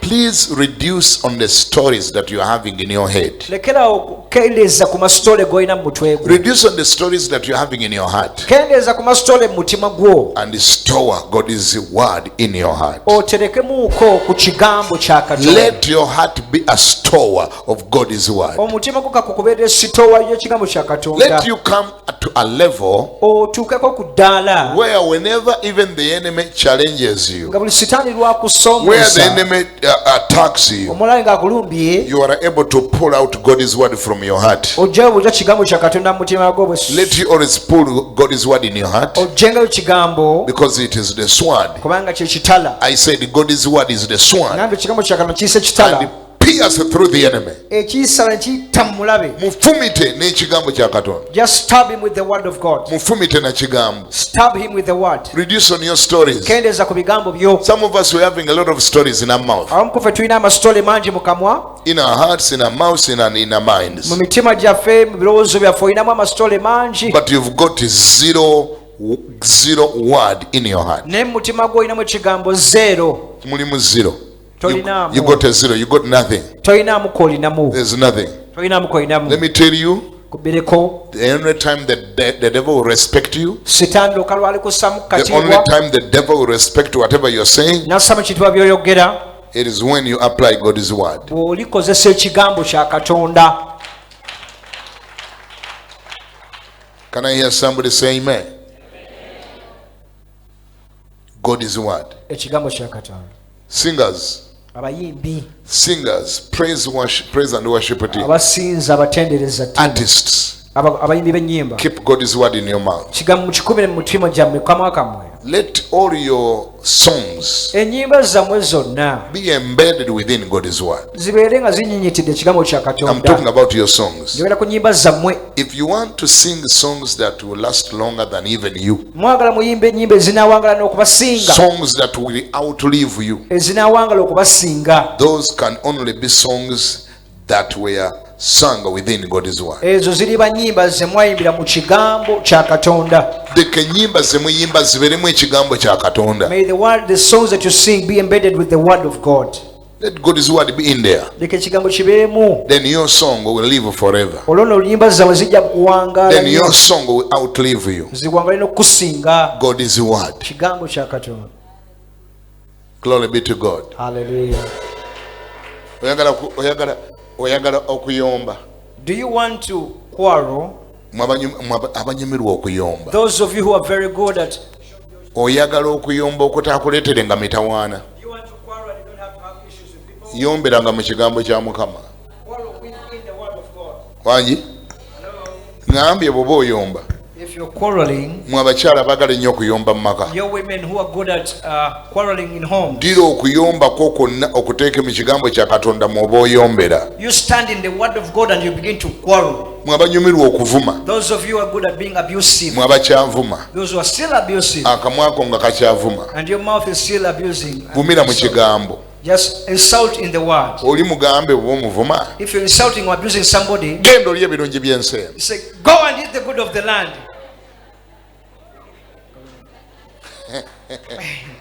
Nganyize nnyo. Ebo onyize nnyo muge. Genda olye ebirungi by'ensi eno. Go and eat the good of the land. Amen. Vumira mu kigambo. Abuse or be abusive in yombera the mu word. kigambo. Quarrel from the word. Quotinga kigambo. Quote the word. Kankubuulire. Let me tell you something. Bw'ona okwotinganga kigambo. Whenever you shall quote the word, Tewali yadde agenda okukuba oluyina akamu. nobody will slap you anymore. Bw'oba onyiize nnyo. If you're so offended and Oyagala angry, kunenya bbaawo obwenzi. and you want to tell your man to stop being a womanizer, Quotinga olunyiriri. quote us a scripture. Kubanga gwajja kusobola okuyomba nawe naye tasobola kuyomba na kigambo kya Katonda. Can be able to talk back at you, but they cannot urge you with the word of God. Ngambye ntya I say, bwe kiba kigambo if it is the word, ne Setaani atuula wansi. even the devil is calmed down. That is how Jesus, that's how Jesus defeated the devil. Yesu bw'atyo wayangula Setaani. When he attacked him in the wilderness, Bwe yamulumba mu ddungu, Jesus kept saying it was written. Yesu yamugamba kyawandiikibwa, It was written. kyawandiikibwa, It was written. kyawandiikibwa. And then the devil gave up Setaani olowooza teyawanika because Jesus was using the right sword. kubanga Yesu yali akozesa ekitala ekituufu. Somebody said the right sword. The right word, God's sword. God sends forth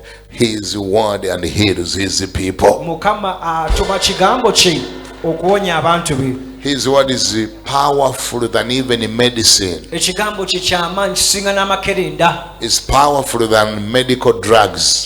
Kyamaanyi kisinga amalagala. Powerful than any medicine you can think about. Kyamaanyi okusinga buli ddagala ly'oyinza okulowooza. Apply it in your life. Kikozesenga mu bulamu Apply it in your heart. mu mutima gwo, Apply it in your situation. mu mbeera yo. Use it. Kikozesenga. Confess it. Kyatulinga. Utter it. Kyogere. Apply it. Kikozese. Put it in your situation. Kiteeke mu mbeera yo. You will see situations getting straightened. Oliraba embeera nga bazitereeza. Glory be to God. Mukama yeebazibwe. I don't hear somebody. Can I hear somebody say amen?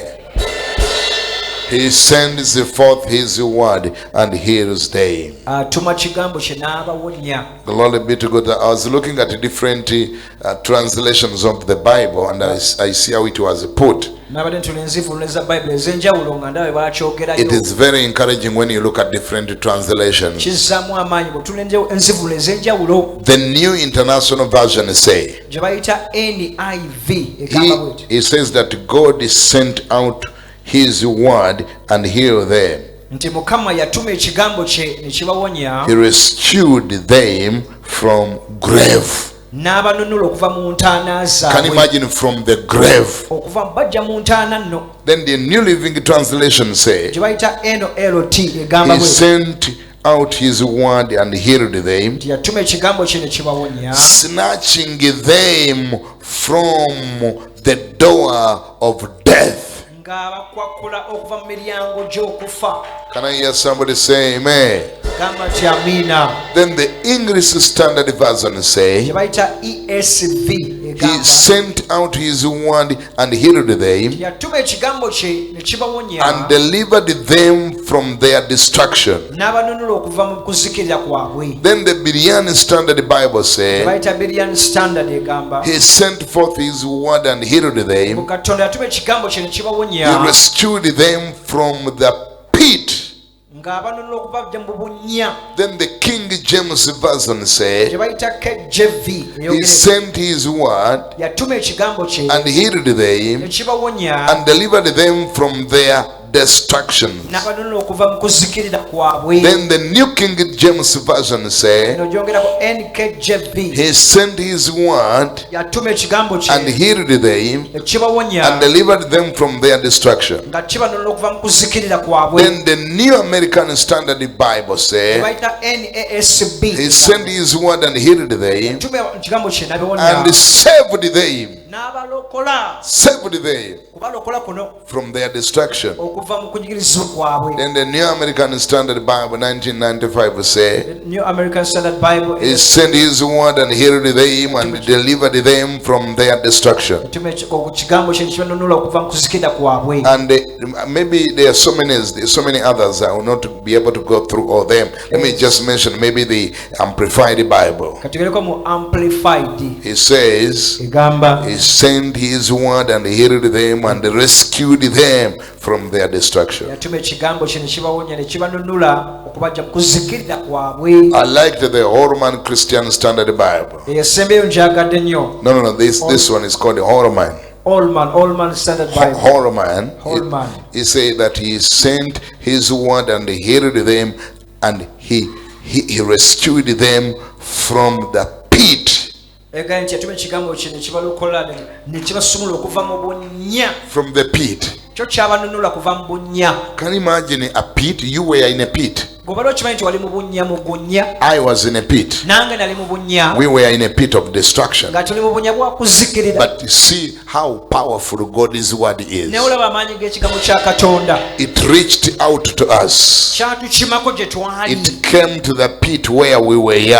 kyakka mu gunnya gwe And twali. it pulled us out of our ne pits. kitukwakulayo mu bunnya. That's why you are seated here. kye kikutuuzizzaawo. Therefore, respect it, kissemwe ekitiibwa. embrace it, kiwambaatire. value it, kyagale. love it, kitekemu ekitiibwa. honor it, kissemwe ekitiibwa. live with it, tambula nakyo. check on it every morning, kikebereko buli ku makya. confess it, kyatuli. recite it, kiddiŋŋane. keep it by yourself, kikumbire kumpi naawe. let it be your armor. kakikubeerere ekyambalo ekiziyiza obusaale. Can I hear somebody say amen? gamba nti amiina. Let it be your weapon, kakikubeerere ekyokulwanyisa. God's word. ekigambo kya Let Katonda. it be your answer to every question that comes your way. kikubeerere ekyokuddamu buli kibuuzo ky'ofuna. In every situation, mu buli mbeera. God's word has an answer. ekigambo kya Katonda kirina ekyokuddamu. In every situation, mu buli mbeera. God's word has an answer. ekigambo kya kirina ekyokuddamu. It is us who are always weak ffe banafuwa and we don't acquaint ourselves with it. ne We don't tutakyemanyiiza. acquaint ourselves to it. tukyemanyiiza. That's why we are lacking answers. kyova oweebuuka mu But kyokuddamu. answers are available n'ebyokuddamu ebiri. in every situation that comes our way, buli mbeera gy'obeeramu. including your own situation. bw'otwaliddemu neeyo I eyiyo. said, including your own situation. bw'otwaliddemu neeyo kuba by'omutwe. God's word has an answer for your situation. ekigambo kya Katonda kirina ekyokuddamu eri embeera yo. I said, God's word has got an answer for your situation. towulidde nkugamba ekigambo kya Katonda kirina ekyokuddamu mu buli mbeera When yo. you search into it, bw'okikebera the answers are there. by'okuddamu mu ebiri. May the Almighty God bless you. mukama abempera omukisa. I love you all. baagala nnyo. Thank you for listening to me. mwebala okumpuliriza. May you keep up with God's word. beera bulindana n'ekigambo kya Katonda bulijjo. Glory be to God. mukama yeebazibwe. Equip yourself with it. kikubeerenga kumpi Let bulijjo. it be part of your life. kibeere ku kitundu ku bulamu bwo. Let it always be part of your conversations. kikubeere ekitundu ku mboozi z'onyumya. Let God's word be part of your conversation. ekigambo kya Katonda kibeere kumpi n'emboozi gy'onyumya.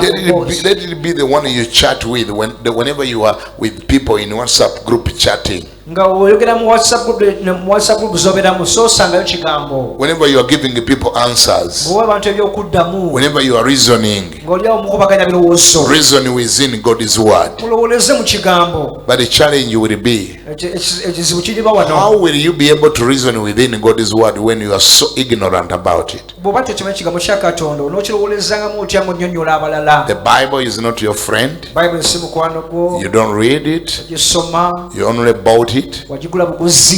Some of us, we don't even have it. Abamu ku ffe tetugigulanga. Even those that bought it, we don't read it. N'abagigula temugisoma. We don't read God's word. Tosoma kigambo. But we are looking and searching for Ne answers. tuno tule bize tunoonya byakuddamu. We are moving up and down Tudde eno n'eri. from west to the east of the city, Okuva mu kibuga eno paka sayidi eri. looking for answers. Onoonya byakuddamu. How will you get the answer Onoobifuna otya byo. when you don't know God's word? Ng'ekigambo kya Katonda tokimanyi. The result is Kinaava mu ekyo. you have to line up in long queues in a place where you've been told there could be a man of God, and you line up the whole day to just go there and be told what you should have read in the Bible. Kinaava mu ekyo kwesingana mu layini nnyiriri mpanvu nnyo ogende mu kifo wezze okufunira ekyokuddamu ng'ate agenda okuwagamba ekyokuddamu kyekintu kyewandibali wafuna kigambo. I have been in a counseling only 2 times in my whole life, in my whole journey of salvation. Mu bulamu bwange bonna nakagendako mu counseling bankansolingemu mirundi ebiri gyokka. Remember, I've been born again for the last 37 years. Naye nga nakabeera omulokole emyaka 37. In my first year of salvation, Mu mwaka gwange gwe nalokokeramu ogwasooka. I attended a church where so many people could go, even after service like this, they would go and flock, in a waiting area where we would wait for the counseling so that we can access the man of God to give us some counseling. Bwetwamalanga service ngeno nga ne service ngeno ewedde tulina bwe twagendanga ne tubeerawo ne tulinda ne tusiisira tulabe omusajja wa Katonda atuwe counseling. We could be like in a service like this on a Monday, Twasooka ne tuba mu service ngeno nga ku Monday. and after service, Service bwe yaggwanga I could see, before I could join, I could see so many people running, to Gandhi, and the book, in the waiting area to book the numbers that will enable them and allow them to access the man of God to give them counseling. saasooka kumanya naye nalaba nga abantu nga badduka emisinde mu okwekwata obufu obw'amangu obw'okumwanjo mu layini basobole okulaba omusajja wa Katonda nga badduka misinde. And then after seeing it for some good time, Mala okiraba okumala ebbanga erimu one day I said, olumu nagamba why are people running to that place? lwaki abantu baddukanga ne bagenda awo. Then somebody told me they are running to, to catch and book numbers Badduka kwekwata bufo so that they can see the man of God. bwe basooka okulaba omusajja wa Katonda. Which man of God was the same one that was on the pulpit preaching to us, and after that then we would run, to book ourselves, numbers that will enable us to access him and get some counseling. Ng'ate omusajja wa Katonda yoyo yennyini abadde atubulira tusabira ku kituuti n'agenda kugeze mu kasenge ne tuddukanga okukwata obufo. Then one day I said to myself, Lumu naye ne ŋŋamba I must go there ku luno nteekwa buteekwa and see what they see ndabe kye balaba and get what they get. nfuneyo kye bafuna. And there must be something there. wateekwa okuba wali ekyenjawulo. So that day Ku olwo nno I determined to be one of the people that will run. namalira okusookayo. Nendiruka Off I ran. nange nentuukawo. I made it there. Naye maama nga biriko abakugu abaali babimanyidde. But there are those who are used to getting the front seats. Wadde nadduka nnyo era nali namba 220. However much I ran, I was number 220. Kuba n'obukodyo obukozi bw'okufuna ennamba nali sinnabuyiga. I hadn't known the tricks of how to get an higher position. Nadduka ne ntuula I ran and sat, ng'ate bali ne bakwata ennamba. and others went for the numbers. Ne mbabuuza ate obwo mbugyeewa. I said, where did you get those Ne banga chips? nti ate obwo babugya wali. I said, no, you receive it from their side. Ate ngenda okudda wenakafunira. By the time I got the note, the chips, Nga ndi namba 222. I was number 220. Ate nga nali nziruse nnyo. But I had run so much. Nengamba kale tutuule. I said, fine, let's sit. Nengamba tutuule. I said, fine, we are sitting. Sajja wa Katonda najja yatandika ssaawa nga 3. The man of God began at around 9. Wewe nye twali twasuzeewo nga tusaba ku Monday. We had slept with the overnight on Kati Monday. ssaawa 3 tukyali wali. At 9 a.m. we are still there. Ku ssaawa 3 baali baakasoma namba 14. At 9 they had already read number 14. Namba 7. Number 7. Essaawa ezaawerera 5. By 11. Omusajja Mukama ng'atuuse ku namba 19. The man of God had made it to 19. Nejjukira ndi namba 222. Remember, I'm number what? 220. Ate nga nyina gye nkola. And I was working somewhere. Neŋŋamba emirimu gyonna nga gigenda So kufoolwale. today, am I going to work today really? Neŋŋamba kasite namba njirina. So as long as I have the number, Kansooke ŋŋende nkole. let me first go work. Nensooka nziruka ku mulimu. I first went to work. Nenzirayo ku ssaawa nga 9. I went back there at around 3. Omusajja Mukama atuusawo nga mu 15. The man of God had made it to 150. Neŋŋamba kati banzireyo bambeerewo. Said, what should I do Nenga now? naye kambeerewo. So let me sit. Zaali ziwera nga 12. It was clocking 6. Ne batuuka ku namba yange 222. They made it to my number Nga 220. naakalindira olunaku lulamba. I had waited for a long day. Ne batuuka ku namba 222. They made it to my Ne number. bagimensona nga They 222. mentioned 220, number 220. Ngamba I bantuuseeko. said, here I am. Ne nnyingira I entered there. nga neesunga. So enthusiastic. Nga oba nsuubira oba kulaba ki nga I nnyingiddeyo. didn't even know what to expect when I entered. Bwe natuukayo When I made it in, omusajja Mukama n'agamba the man of God said, tell me. kati ate ake kasooka okuntiisa. That shocked me now. Nga mbadde manyi agenda okumbulira ebintu byonna. Because I was thinking he was the one to tell me everything about me. Kati ate nga nze nnyina obimubuulira. Now I had to tell him the whole story about me. Embeera yange ne ngiyitamu katonotono. Then I passed on my situation later. N'agamba okay. He said, oh, fine. Genda osomeza Efaniya 7 olwabiri ogateeka Ezeekeri 5 olw'omunaana n'abandika ku papula n'anteekako omukono nga nkumaze genda n'agamba omulala. What he did was to tell me, you go and read Zephaniah 7 verse 3 and another scripture. He wrote them down on a piece of paper and called for another one. In short, he just gave me scriptures to go and read. N'agamba what? He said, no? What? No? So this is what I've been lining up for a holiday here.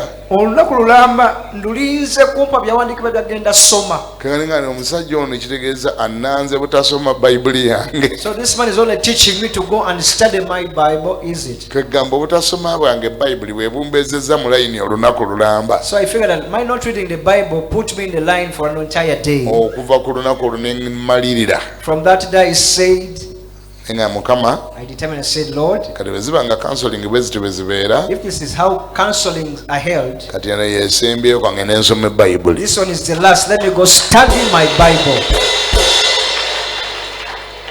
Sinazibagobamu sinagambako naawe oveeyo naye nze yasembayo I've not told you come out of counseling, but that was my last. ne ngenda nsoma Bayibuli yange. I went to my Bible for study. Ne nsoma Bayibuli cover to cover. Nengisoma luberere paka kubikulirwa. Nagenda okizula nga mu kigambo kya Katonda mulimu buli answer gye mbadde Then I nnoonya. discovered in the word of God there was every answer I was looking for. Gambako nti amiina. Say amen. Siwulidde gambako nti amiina. Say amen. God is what? Kigambo kya Katonda Is having all the answers you are looking for. kyekirina ebyokuddamu byonna byonoonya. Glory be to God. Olwekyo ekitiibwa kimuddire.